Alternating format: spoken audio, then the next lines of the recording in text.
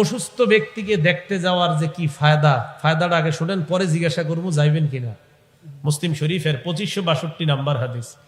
ক্বালা রাসূলুল্লাহ সাল্লাল্লাহু আলাইহি ওয়াসাল্লাম। এই এলাকার নাম কি?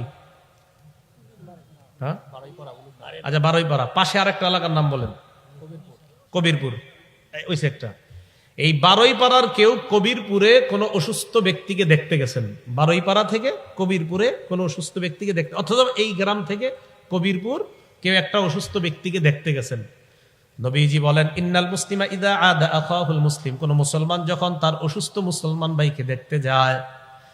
এই এলাকা থেকে আপনি কবিরপুর গেলেন কোন অসুস্থ মুসলমানকে দেখতে, দেখার পর আপনি আবার এই গ্রামের মধ্যে যখন আসলেন, নবীজি বলেন লাম ইয়াজাল ফি খুরফাতিল জান্নাহ হাত্তা ইয়ারজিআ।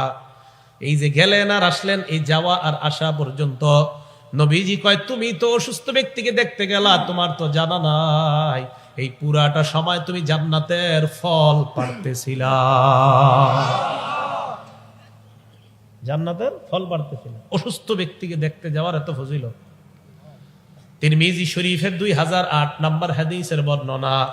ক্বালা রাসূলুল্লাহ সাল্লাল্লাহু আলাইহি ওয়াসাল্লাম, নবীজি বলেন, কোন মুমিন যখন অন্য কোন মুমিনকে দেখতে যায়, নাদাহু মুনাদিন, একজন আহ্বানকারী আহ্বান করে। নবীজি বলেন, মান আদা মারিদান আও যারা আখান লাহু ফিল্লাহ। কোন মানুষ যখন অন্য কোন মুসলমান অসুস্থ ব্যক্তিকে দেখতে যায় আল্লাহকে খুশি করার জন্য, একজন আহ্বানকারী ডাক দিয়ে বলে, তিবতা, এ ব্যক্তি তুমি কল্যাণময়, তুমি কল্যাণময়। অতবাবাম শাকা, এই যে তুমি আসলা, তোমার এই আশাটাও কল্যাণময়।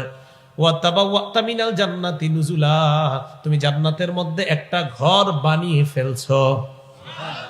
আপনি কোন অসুস্থ ব্যক্তির দেখতে গেলে ফেরেশতা আপনারে কয়, 1 নাম্বার তিবতা, এ বান্দা তুমি কল্যাণময়। 2 নাম্বার অতবাবাম শাকা, তোমার আশাটাও কল্যাণময়। 3 নাম্বার ওয়াতাবাওয়াতা মিনাল জান্নাতি নুজুলা, তুমি জান্নাতে একটা ঘর বানিয়ে ফেলছো অসুস্থ ব্যক্তিকে দেখতে গেলে। তিরমিজি শরীফের 969, কত হয়? 969, 969, মানে ভালো করে যাতে মনে থাকে আর গেলে গেলে কইলাম। 969 কত হয়? 969। এই হাদিসের বর্ণনা। ক্বালা রাসূলুল্লাহ সাল্লাল্লাহু আলাইহি ওয়াসাল্লাম, নবীজি বলেন, মা মিন মুসলিমিন ইয়াউদু মুসলিমা, কোন মানুষ যখন অন্য কোন মুসলমান অসুস্থ ব্যক্তিকে দেখতে যায়, সকালবেলা যদি দেখতে যায়, আশিয়াতা বুকরাতান গুদওয়াতান, সকালবেলা যদি কোনো মুসলমান অন্য কোনো অসুস্থ মুসলমানকে দেখতে যায়, ইল্লা সাল্লা আলাইহি 70 আলফা মালাকিন হাত্তা ইউমসিয়া, সন্ধ্যা পর্যন্ত তার জন্য 70,000 ফেরেশতা দোয়া করে। কার জন্য? অসুস্থ ব্যক্তির জন্য নাকি? না না, আপনার জন্য, যে দেখতে গেছে।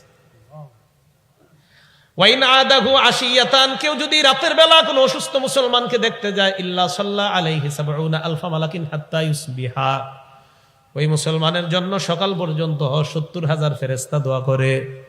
তাহলে সকালে যদি যান সন্ধ্যা পর্যন্ত, সন্ধ্যায় গেলে সকাল পর্যন্ত। শুধু তাই নয়, আল্লাহ নবী কয়, পাশাপাশি তোমার জন্য জান্নাতে একটা বিশাল বড় ফলের বাগান তৈরি হয়ে যায়। তাহলে অসুস্থ ব্যক্তি দেখতে যাবেন, তাহলে 1-2 কেজি মালটা নিয়ে যদি জান্নাতে বিশাল বড় এক ফলের বাগান পাওয়া যায়, সমস্যা কি? হ্যাঁ, আপনি তো মালটা নেবেন 1 কেজি আপেল নিলেন, কথার কথা, অসুস্থ জরাক্রান্ত কাউরে দেখতে গেলেন, তো আপনি তার জন্য কিছু নিলেন, অথচ আপনি জান্নাতের ফল পারতেছেন। নবী আরেক হাদিসে কয়, শুধু ফল না, ফল পারতেছে তো এক, আরেকটা হলো জান্নাতে তোমার জন্য ফলের একটা বাগানই হয়ে যাচ্ছে। মুসলমানের কয়টা হক? এগুলো 5 নাম্বার। 6 নাম্বার, ওয়াইজা মাতা ফাত্তাবিহু, যখন মুসলমান মারা যায় তখন তার জানাজায় যাওয়া। জানাজায় যাওয়ার 2 অবস্থা। বুখারীর বর্ণনা 47 নাম্বার হাদিসে আল্লাহ নবী বলেন, কোন মুসলমান যদি ঈমান এবং সওয়াবের আশায় কারো জানাজার নামাজে উপস্থিত হয়ে যায়, কিসের আশায়? ঈমান এবং সওয়াবের আশায়। নবীজি বলেন, মানিত্তাবা জানাজাতা মুসলিমিন ঈমানা ওয়া ইহতিসাবা, ঈমান এবং সওয়াবের আশায় যদি কোনো মুসলমান অন্য কোনো মুসলমানের জানাজায় উপস্থিত হয়ে যায়, যাওয়ার পর 2টা অবস্থা। 1 নাম্বার জানাজার নামাজ পড়লেন, 2 নাম্বার কবরস্থান পর্যন্ত গেলেন। জানাজা যদি পড়েন আর কবরস্থান পর্যন্ত যদি যান, ফাইন্নাহু ইয়ারজিউ মিনাল আজরি বিকিরাতাইন, কুল্লু কিরাতিন মিসলু উহুদ, নবীজি বলেন, কোন মুসলমান অন্য কোন মুসলমানের জানাজা যায় আর যদি কবরস্থান পর্যন্ত যায়, ওই মুসলমানটা তার বাসায় 2টা উহুদ পাহাড় পরিমাণ সওয়াব নিয়ে ফিরে আসে। এখন আপনার কাজ আছে যে হুজুর আমি কবর পর্যন্ত যাব না, শুধু জানাজাটা পড়বো।